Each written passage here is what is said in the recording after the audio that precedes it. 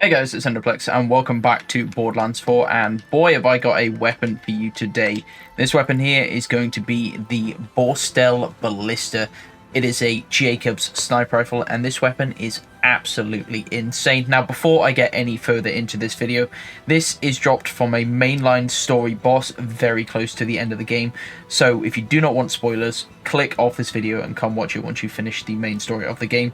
But if you're here to see what this sniper is about and where to get it, well, the BORSTEL Ballista, like I said before, is a legendary Jacobs sniper rifle, and this is dropped from the Timekeeper. Now, specifically the Timekeeper version of the boss. This boss has two different phases. The first phase, the Timekeeper phase, will drop the BORSTEL Ballista, and the second phase, the Primordial Guardian, will not. So the method for farming this gun is to kill the Timekeeper and then jump off the edge and then respawn him so that you don't have to go through the long second phase of the fight, as the second phase Guardian does have a hell of a lot of health. But you'll be pleased to know this gun does not have any alternate variants as far as I'm aware.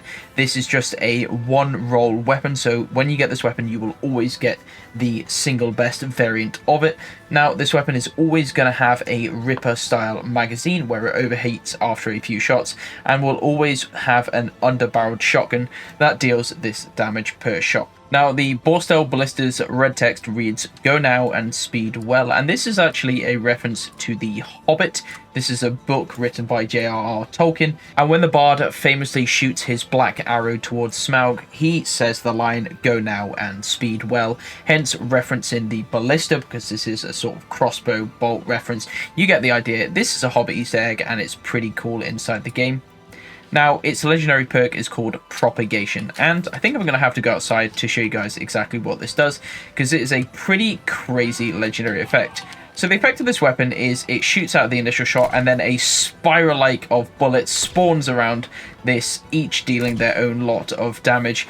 And as you'll quickly see, this weapon is friggin' insane, especially if you've got a big target that you can hit all of those side projectiles off to. This weapon can put out some insanely good damage. So first of all, let's head over to the Timekeeper to actually show you me getting this drop, and then we'll talk more about this weapon.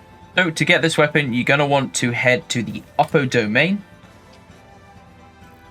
And then in here, you're going to want to spawn at the fast travel here on the right hand side and make your way all the way through this map until you get back to the Timekeeper's area where we can fight the boss. Come on, dude. It's been so long. Please give me the drop. Timekeeper, you stand no chance with my ordnance build. Just going to rinse him. Minigun go burr. And off the... Oh! Right. I probably could have grappled back on there, but I'm so used to jumping off the edge quickly so that we don't get the Guardian to spawn that I just jumped off the edge. It's fine. Doesn't matter. You can just respawn and head back up to actually get our drop there. So I'm going to respawn the Timekeeper. Might as well kill him again. You never know. Double drop. And yeah, let's take out the Timekeeper again. Can we only get a double drop here? That would actually be insane. I've probably been at this farm maybe like an hour and a half now, and the other day I was farming with my brother and we were literally killing this guy for about 3 hours to try and get this drop. This drop is insanely rare for some reason. I don't know what the chances. I feel like it's like a 2% or something like that. It's unbelievably rare, but it is definitely an amazing weapon if you can get your hands on it. And where better to showcase this weapon than Vile Lictor's Lair, because he has a massive crit hit spot that this weapon is going to make easy work of. But before that, we will go through a little bit of mobbing sections and talking about this sniper rifle and how even just mobbing this sniper is insanely good. We are here in UVHM5, and I'm just going to throw out my axe here. I have a pretty standard aim-on kind of gun build. And while Amon might not necessarily be the best player to be using a sniper rifle like this is on UVHM5, like I said before, and you can see here, if we manage to get those shots to hit and connect, this weapon just absolutely eats through the enemy's health bars. The initial projectile does a lot of damage in itself, and then providing you can hit those side projectiles as well. Oh, damn. That was a good dodge. Yeah, this weapon absolutely chunks out damage. Super, super fun to use. Very satisfying. It is weird in this game how some of the, or most of the best weapons seem to be Jacobs, but also seem to be Jacobs with slow bullet velocities. Like the Hot Slugger is a Jacobs shotgun. Absolutely insane shotgun. I've done a weapon guide on that one as well. And it is the same kind of thing. It has a very slow projectile speed, but incredibly high damage.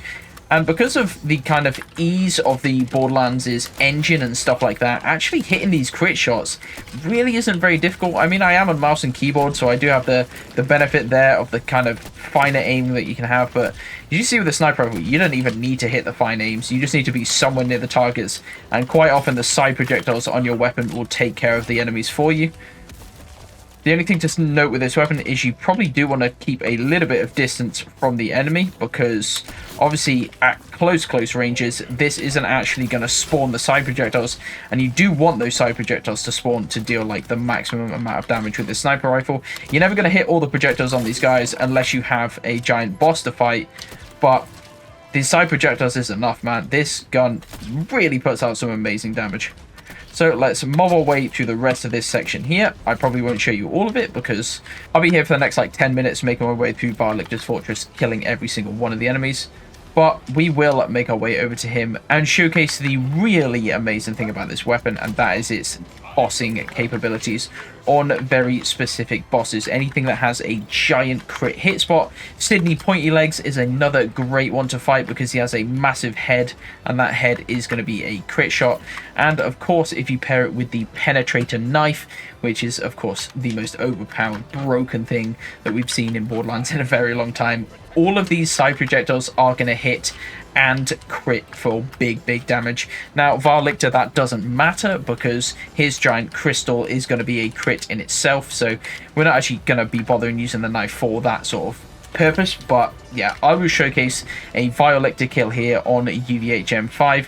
Now I haven't had time to stack up any kill skills or anything like that, so we haven't got Berserk really active or anything of that sort, but regardless, you will definitely see the power of this sniper rifle, especially in his first phase. Let's shoot the hands to get rid of those, to basically expose his weak spot. There we go. Now I'm going to throw a knife. I'm going to throw one of those, pop a rep kit, and then bonk. Yep, that's his first phase entirety down. Yeah, this sniper is absolutely ridiculous. It does insane damage, and I love it. I think it's awesome. It's super fun to use. And when you can put out damage like this on UVHM5 to honestly quite a difficult boss in the game, it does feel really fun. And just in general, a great sniper rifle to use, man. It's pretty good for mobbing, it does crazy good damage, and then its bossing capabilities, as you can see, especially if you can hit crit spots and stuff like that, are phenomenal. And well, I'll be the first to say it, Amon definitely isn't going to be the sort of prime boss for this weapon, showcasing how good it is, but you can see here we are able to put out all of the big boy damage numbers, even with Amon, who, you know, like I said before, be the first to admit he isn't the strongest Vault Hunter, but damn, he can get the job done, and he's pretty fun while doing it. And using this Borstell Ballista definitely helps. Oh, no, dedicated. How rude, Varlictor, how rude.